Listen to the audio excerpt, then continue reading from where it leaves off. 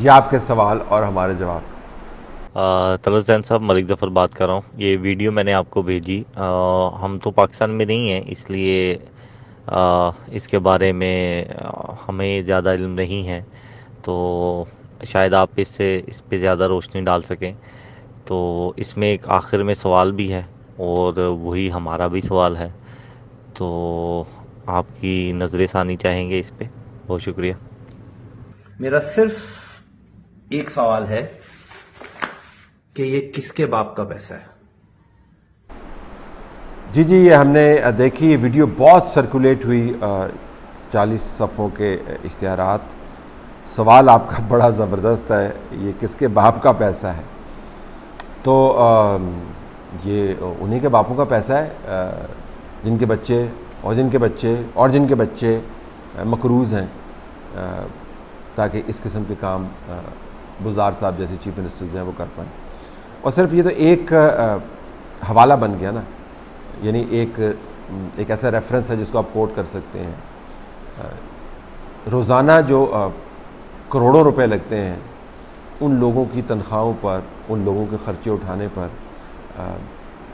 جن کا دھیلے کا فائدہ نہیں ہے ریاست کو یا عوام کو، وہ بھی خرچہ آپ دیکھیں نا تو وہ بھی باپ کا ہی پیسہ ہے۔ تو انہی لوگوں کے، عوام کے باپوں کا پیسہ ہے، ان کے بیٹوں کا پیسہ ہے، ان کے بیٹوں کا پیسہ ہے، تو آنے والی 4 نسلوں کا پیسہ ہے جو اس قسم کے کاموں پر لگا رہے ہیں، لیکن ان پر کوئی اثر نہیں ہوگا، کوئی فرق نہیں پڑے گا۔ دیکھیں عثمان بزدار صاحب جیسے جو سیاستدان ہیں نا، جنہوں نے اپنے حلقے کے اندر پٹوار سے آگے کبھی سوچا نہیں تھا، امیجن نہیں کیا تھا کہ ان کی سیاست جائے گی، جب آپ ان کو اس مسند پر بٹھا دیتے ہیں تو اگر وہ باصلاحیت ہیں اور صلاحیت کے ذریعے لوگوں کے کام آتے ہیں تو اس میں کوئی مذائقہ نہیں ہے، لیکن اگر صرف اس وجہ سے بٹھا دیتے ہیں کہ آپ کو ایک کمزور شخص چاہیے، تو ان کی صحت پر تو کوئی اثر نہیں پڑتا کہ لوگ ان کے بارے میں کیا باتیں کر رہے ہیں۔ یہی بڑی بات ہے کہ وہ چیف منسٹر بن گئے ہیں اور اخبارات کے اندر اشتہارات لگ رہے ہیں، کس کے باپ کا پیسہ لگ رہا ہے اس سے ان کو غرض نہیں۔ فواد چودھری اور اعظم سماتی نے الیکشن کمیشن کو آگ لگانے کی بات کہی ہے، جس سے بڑا طوفان برپا ہے میڈیا میں اور پولیٹیکل پارٹیز میں۔ یہ دونوں حضرات جو ہیں پی ٹی آئی کے تو نہیں ہیں، یہ اسٹیبلشمنٹ کی نمائندگی کر رہے ہیں کہ کئی پارٹیاں بدلنے کے بعد ہی پی ٹی آئی میں آئے ہیں، تو یقیناً یہ بات انہوں نے کسی اسٹیبلشمنٹ کے اشارے پر بولی ہے، اور اس کے پیچھے کوئی سازش کار فرما ہے، کیا ہے وہ نہیں پتہ۔ آپ اس سے برائے مہربانی کچھ روشن ڈالیں۔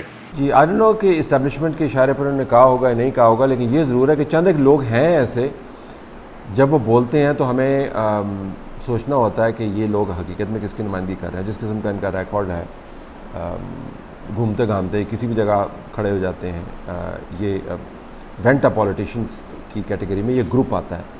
میں کسی خاص فرد کی بات نہیں کر رہا، میں گروپ کی بات کر رہا ہوں، اور اگر آپ ریکارڈ اٹھا کے دیکھیں تو 2000 کے اندر جتنے بھی انتخابات ہوئے اس میں جو بل پھیر آتے رہے ہیں، تو اس سے آپ کو پتہ چل جائے گا یہ گروپ کون سا ہے۔ اور اب اس طاقت میں ہے کہ ان کے ووٹس جو ہیں وہ میٹر کرتے ہیں، ان کے پیسے میٹر کرتے ہیں۔ اگر بڑا گروپ ہے جیسے ساؤتھ پنجاب کا گروپ ہے، اگر وہ کام کر رہا ہے تو وہ بارگیننگ پوزیشن ان کی زیادہ ہو سکتی ہے۔ تو جب یہ لوگ بات کرتے ہیں تو پھر لوگ سوچتے ہیں کہ جی واقعتاً کیا ان لوگوں کے پیچھے کوئی سیاسی حکمران ہے، یا سیاسی حکمران کے پیچھے جو لوگ کھڑے ہیں وہ ان کے پیچھے ہیں؟ تو یہ سوال بنتا ہے۔ میرا اپنا خیال ہے کہ ذاتی طور پر یہ حکومت کی ایک پالیسی کا حصہ ہے، جس میں انہوں نے نادرا کو بھی انوالو کرنا ہے، انہوں نے الیکشن کمیشن کے ممبران کی تذلیل بھی کرنی ہے اور ادارے کو متنازع بنانا، تو ایک پالیسی کا حصہ ہے۔ عین ممکن ہے یہ پالیسی آنے والے دنوں میں انتخابات کے مؤخر ہونے کا باعث بن جائے، تنازع اتنا بڑھ جائے کہ آپ انتخابات ہی نہ کرا پائیں، انٹرم گورنمنٹ کو آپ ایکسٹینڈ کر دیں، ہزار کام ہو سکتے ہیں نا۔ تو یہ اوپن اینڈڈ انالیسز جس کو کہتے ہیں، یعنی حتمیت سے آپ جب بات نہ کر پائیں تو یہ اس قسم کا ہے، لیکن شک کی گنجائش ہے۔ جو آپ نے سوال پوچھا وہ بجا ہے، عین ممکن ہے کہ یہ کسی لارجر گیم کا حصہ ہو۔ السلام علیکم طلعت صاحب، یہ جو صحافی احتجاج کر رہے ہیں، کبھی آپ لوگ جو ہے وہ صحافیوں کے حقوق کے متعلق بھی آواز اٹھایا کریں. ہم لوگوں کو پرنٹ میڈیا میں کام کرتے ہوئے 15 سے 20 سال ہو جاتے ہیں، ہماری سیلری نہیں بڑھتی، اسی 40,000 پہ ہمیں تنخواہ دیا جاتا ہے. صرف ایک نام نہاد عہدہ بڑھا دیا جاتا ہے کہ آپ ایڈیٹر ہیں، آپ پیج انچارج ہیں، آپ فلاں ہیں. سیلری نہیں بڑھائی جاتی، کوئی مراد نہیں دی جاتی، اور اس کے بعد ایک جھٹکے سے صحافیوں کو نکال دیا جاتا ہے. ان کے ہاتھ میں تو کچھ نہیں ہوتا. 15-16 مہینوں کی ہمیں سیلری نہیں ملی ہے، اور اس کے بعد وہ ایک لمحے میں فارغ کر دیتے ہیں صحافیوں کو. تو پلیز خدا را کبھی صحافیوں کے لیے بھی آواز بلند کیا کریں، ان کے ویج اسکیل کے متعلق بات کریں، ان کی حقوق کے متعلق بات کریں، انہیں گھر دیے جائیں، کچھ تو دیا جائے. دیکھیں، میں تو بالکل جب بھی موقع ہوتا ہے وہ میں اس پہ بات کرتا ہوں. اب یہ جو دھرنے کا معاملہ ہوا، اس کے اندر جو ہمارا کنسلٹیو گروپ ہے PFUJ کا، اسلام آباد اور راولپنڈی کی یونین ہے ان کا، اس گروپ کے اندر ہم نے باتیں کی. جو سب سے زیادہ سفر کرتا ہے پاکستان کے اندر وہ آپ جیسے صحافی ہیں، یعنی جن کی آواز نہیں ہے، جن کے چھوٹے چھوٹے مسائل ظاہراً جو ہیں وہ ان کی زندگیوں کے اندر طوفان مچا دیتے ہیں، اور لوگ سمجھتے نہیں ہیں کہ ظاہراً چھوٹے چھوٹے مسائل جو ہیں اصل میں کتنی بڑی پریشانی کا باعث بنتے ہیں. یعنی 2 مہینے اگر آپ کو تنخواہ نہیں ملتی ہے تو آئی کین امیجن، کیونکہ میں نے چینلز چلائے ہوئے ہیں، میں نے اخبارات چلائے ہوئے ہیں، مجھے پتہ ہے کہ جب تنخواہوں کے فلو کے اندر 10 دن کا بھی فرق آتا ہے تو دال روٹی لوگوں کے گھر میں ختم ہو جاتی ہے، کرائے ختم ہو جاتے ہیں.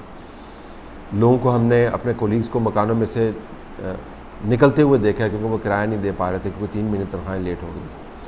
اور میں ہمیشہ یہ کہتا چلا آ رہا ہوں کہ بدترین حالات کے اندر بھی جو مالک ہے انڈسٹری کا، اس کے حالات کبھی خراب نہیں ہوئے. وہ جب بھی اسلام آباد کے اندر آئیں گے وہ اچھے ہوٹلوں کے اندر ٹھہریں گے، وہ جب بھی کھانا کھائیں گے اچھا کھانا کھائیں گے، ورکرز کی تنخواہ رکی ہوئی ہوگی، ان کے ٹیبل کے اوپر جو ہے وہ بھنا ہوا گوشت موجود ہوگا.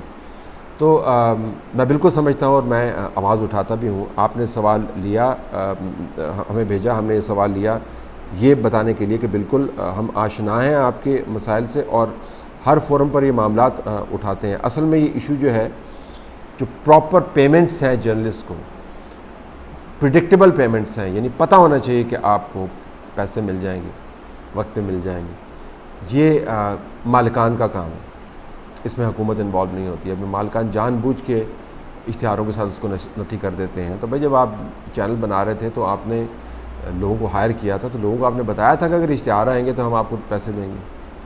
اگر یہ نہیں کہا تھا، ان کے کانٹریکٹ میں نہیں لکھا ہوا کہ آپ کی تنخواہ جو ہے it is basically subjected to the idea that we will be getting advertisements and then you get paid. اگر وہ یہ نہیں ہے، آپ کے اشتہارات کے تابع آپ کا کانٹریکٹ نہیں ہے تو آپ تنخواہ دیں.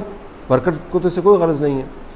تو میں بالکل اتفاق کرتا ہوں اور میں سمجھتا ہوں آپ کی تکلیف کو اور آپ کے مسائل کو. سر، یہ 1 ٹکے میں 2 نیازی کا جو نعرہ جس نے لکھا ہے اپوزیشن میں، اس سے تو ایک بات یہ واضح ہوتی ہے کہ جو اپوزیشن ہے اس کو گلوبل اکانومی کے بارے میں کچھ پتہ ہی نہیں ہے. ان کو یہ پتہ نہیں ہے کہ اب 1 ٹکے میں 2 پاکستانی روپے ہوتے ہیں. بنگلہ دیش کی اکانومی ہم سے کافی آگے جا چکی ہے، اور یورپ کے اندر جو فیشن مارکیٹ ہے اس کے اندر جو ان کے جو کپڑے ہیں وہ سارے کے سارے میڈ ان بنگلہ دیش ہوتے ہیں. زیادہ تر میڈ ان بنگلہ دیش ہوتے ہیں، میڈ ان پاکستان بہت ہی کم ہوتے ہیں. تو بنگلہ دیش تو کافی آگے نکل چکا ہے. تو اب ہمیں جو ہے تو ان کو اپڈیٹ کرنا پڑے گا، اپنی اس کو سائیکالوجی کو، مینٹیلیٹی کو، اپنے نعروں کو. ان کو کوئی ملک ڈھونڈنا پڑے گا، اور اس کی جیسے صومالیہ ہو یا کوئی اور ملک ہو جس کی کرنسی پاکستان سے نیچے ہو، ایسے کسی ملک کا نعرہ ان کو بنانا پڑے گا. اور اس بات سے تو یہ بھی پتہ چلتا ہے کہ یہ لوگ اکانومی کا کیا جو ہے تو امپرومنٹ کر لیں گے، جب ان کو کچھ پتہ ہی نہیں ہے. ان کے نعروں سے پتہ چل رہا ہے کہ ان کے نعرے جو ہیں تو 1971 کے ہیں. تو آنے کے بعد یہ لوگ کون سی چینج لائیں گے اکانومی کے اندر، جو مین پرابلم ہے پاکستان کا. آپ کا کیا خیال ہے اس بارے میں؟ خدا حافظ. جی بالکل، پاکستان کے بارے میں کہتے ہیں جی کہ پاکستان جو ہے وہ ایک سیکیورٹی اسٹیٹ ہے. بالکل بھی سیکیورٹی اسٹیٹ نہیں ہے. پاکستان ایک جغرافیے پر انحصار کرنے والی ریاست ہے، جس کی معیشت اگر ٹھیک نہیں ہوئی تو اس کی سیکیورٹی اور سوسائٹی دونوں ٹھیک نہیں ہو سکتی. تو آپ نے بالکل موازنہ ٹھیک کیا. نعرے بھی ہمیں تبدیل کرنے کی ضرورت ہے. میرا نہیں خیال کہ ٹکا بنگلہ دیش کی کرنسی کے حوالے سے ہوتا ہے. ٹکا ہمارے روپے کے اندر بھی ہوتا ہے، تو وہ سب سے چھوٹا یونٹ ہے اس کو شاید استعمال کرتے ہوں، یعنی 1 روپے کے اندر 100 ٹکے جو ہیں وہ ہوتے تھے. تو یہ بنگلہ دیشی کرنسی کا ذکر نہیں ہو رہا، میں اسیوم کر رہا ہوں. وہ روپے کا جو سب سے چھوٹا یونٹ ہے جس کے بارے میں ظاہر ہے اب تو وہ ختم ہی ہو گیا، بات ہی کبھی نہیں ہوتی. اب وہ روپیہ اٹ سیلف جو ہے وہ ایک یونٹ بن گیا. پہلے تو 1 پیسے 100 پیسے مل کر 1 روپیہ بنایا کرتے تھے. اس ٹکے کی بات ہو رہی ہے، میرا اپنا خیال یہ ہے. لیکن بالکل آپ نے صحیح کہا، یہ سائیکالوجی، نعرے جو ہیں سائیکالوجی کو ریپرزینٹ کرتے ہیں. اور بلکہ میں اس میں یہ کہوں گا کہ ہمیں اپنے نعرے بھی تبدیل کرنے چاہیے. بٹ نعرے جو ہیں وہ سیاست کے ساتھ منسلک ہیں، سیاست تبدیل نہیں ہوگی تو نعرے کیسے تبدیل ہوں گے؟ سیاست جو ہے وہ ریاست کی سیاست کے ساتھ منسلک ہے. جب ریاست کی سیاست تبدیل نہیں ہوگی تو سیاست تبدیل نہیں ہوگی، اور سیاست تبدیل نہیں ہوگی تو نعرے تبدیل نہیں ہوں گے. طلعت صاحب، میں نظر بول رہا ہوں جرمنی سے. سر، آج کل یہ میڈیا پہ پابندی کا چرچا بہت زیادہ ہو رہا ہے، کہتے فیک نیوز پہ لاتے ہیں. تو سوال یہ تھا کہ ہر دن رات کو ٹی وی پہ یا جب کبھی خبر کہیں پہ کچھ ہو جاتا ہے تو سب سے پہلے حکومتی نمائندے جھوٹ پھیلاتے ہیں کہ جی وہاں جو سہیوال میں کچھ ہوا تھا تو پہلے فواد چودھری صاحب نے کہا تھا کہ دہشت گردوں کو مارا گیا تھا. تو وہ کیا فیک نیوز نہیں تھا؟ جب بعد میں پتہ چلا کہ وہ ایک فیملی تھی بیچاری جو کہیں جا رہے تھے اور ان کو شہید کیا گیا. اس کے بعد ہر دن ہم دیکھتے ہیں کہ سب سے پہلے تو حکومتی نمائندے جو ہوتے ہیں وہ فیک نیوز پھیلاتے ہیں، اس کے بعد میڈیا پہ وہ خبر چلتی ہے. تو کیا ان پہ بھی جرمانہ یہ قانون لاگو ہوگا یا صرف ان پہ ہوگا جو نشر کرتے ہیں؟ مہربانی ہوگی. جی بالکل ٹھیک ہے. جعلی خبریں پھیلانے کا سب سے بڑا ذریعہ جو ہے وہ حکومت خود ہے. فیک نیوز، جو فیک سینس آف اچیومنٹ ہے، اس کو پروموٹ کرنا فیک نیوز ہے. اچھا میں آپ کو یہ بتاؤں فیک نیوز کے بارے میں، جب آپ جانتے بوجھتے ہوئے گمراہ کن، جھوٹ پر مبنی مسلسل خبروں کا اجرا کرتے ہیں تو وہ فیک نیوز کے زمرے میں آتا ہے. اگر خبر غلط ثابت ہوتی ہے تو وہ غلط خبر کے زمرے میں آتی ہے. اگر خبر مستند نہیں ہے تو وہ اسی خبر کے زمرے میں آتی ہے جو مستند نہیں ہے، وہ فیک نیوز کے زمرے میں نہیں آتی. فیک نیوز ایک خاص کیٹیگری ہے جو سوشل میڈیا سے مستعار لی گئی ہے اور جس کو ڈونلڈ ٹرمپ نے اپنے اوپر تنقید کرنے والوں پر بطور تہمت جو ہے وہ لاگو کیا تھا. تو وہ فیک نیوز کا تعلق غلط نیوز سے نہیں ہے. فیک نیوز کا تعلق جو ہے وہ نامکمل نیوز سے نہیں ہے.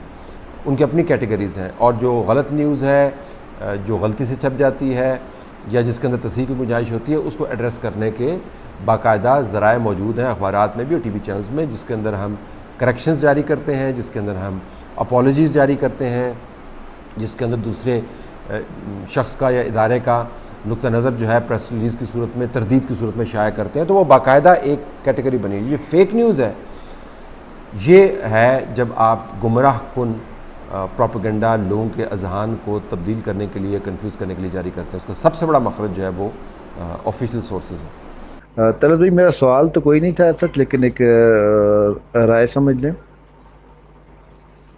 دیکھیں، آپ غلط کہہ سکتے ہیں، میں غلط کہہ سکتا ہوں، لیکن تاریخ کبھی بھی غلط نہیں کہتی. تاریخ یہ بتاتی ہے کہ برصغیر میں رہنے والی اکثریت قومیں، ساری نہیں، اور ان قوموں کے اکثریت افراد، سارے افراد نہیں، طاقت کے آگے جھکنے والے، چاپلوس، قائل، اپنے تشخص کو نہ پہچاننے والی لوگ ہیں. اب دیکھیں، یہاں پہ سب سے پہلے مسلمان آئے، اقلیت میں آئے، تھوڑے سے مسلمان آئے، پورے بر صغیر پہ ایک اکثریت پہ حکومت کرتے رہے.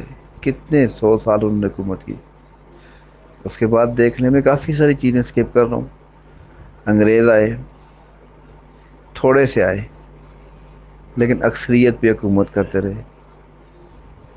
پاکستان بنا، پاکستان کو دیکھ لیں، اقلیت میں تھوڑے سے لوگ ہیں، وہ پوری قوم کے سربراہ بنے بیٹھے ہیں، حکومتیں بناتے ہیں، توڑتے ہیں، اور لوگ کبھی بھی نہیں اٹھے، نہ اٹھیں گے.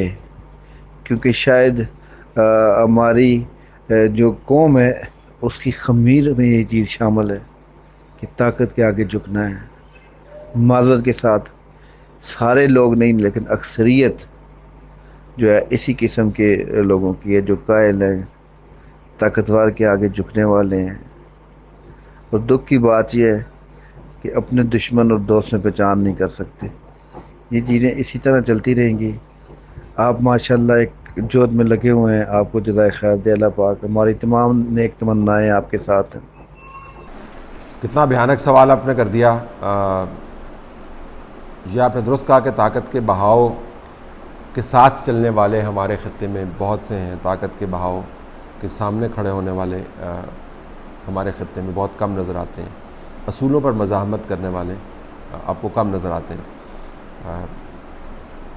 جس تاریخ کا آپ نے حوالہ دیا میرے ذہن میں پوری جو ہے نا وہ مغلیہ دور سے لے کر اب تک جو کچھ ہوتا رہا ہے اس خطے میں وہ اب گھومنے لگ گیا ہے. اور بہت ساری جنگیں مجھے ذہن میں آ رہی ہیں, بہت سارے مارکے میرے ذہن میں آ رہے ہیں, بہت سارے طاقت کھیل میرے ذہن میں آ رہے ہیں. برطانوی راج کی آمد ذہن میں آ رہی ہے, اس سے پہلے ایسٹ انڈیا کمپنی کی آمد ذہن میں آ رہی ہے, کون کون ان کے ساتھ ملا. بہت ساری جنگیں, بہت سارے مارکے, بہت سارے سیاسی اتار چڑھاؤ میرے ذہن میں آ رہے ہیں. اور میں آپ سے اتفاق کروں گا کہ بدقسمتی سے طاقت کے ساتھ بیٹھ کر اپنے ہی لوگوں کے خلاف سازش کرنے والوں کی تعداد ان سے بہت زیادہ ہے جو سمجھتے ہیں کہ اپنا نقصان وقتی طور پر کر کے آپ اجتماعی فائدے کی کم از کم بات کر سکتے ہیں اگر فائدہ کروا نہیں سکتے. لیکن صرف میں یہ ایڈ کروں گا یہ صرف پاکستان کے اندر نہیں ہے, یہ اس خطے میں نہیں ہے. دنیا میں بہت ساری جگہوں پر طاقت کو پوجنے والے ان کی تعداد جو ہے وہ بہت زیادہ ہوتی ہے. اب دیکھیں نا, نریندر مودی کو آپ دیکھ لیں, آپ ڈونلڈ ٹرمپ کو دیکھ لیں. تو جو لوگ طاقت کو استعمال کرتے ہیں وہ اپنی خامیاں آسانی سے چھپا بھی سکتے ہیں, ان کو پرستش کرنے والے بہت سارے مل جاتے ہیں. تو پاکستان اور یہ خطہ جو ہے بالخصوص کوئی ایکسیپشن نہیں ہے.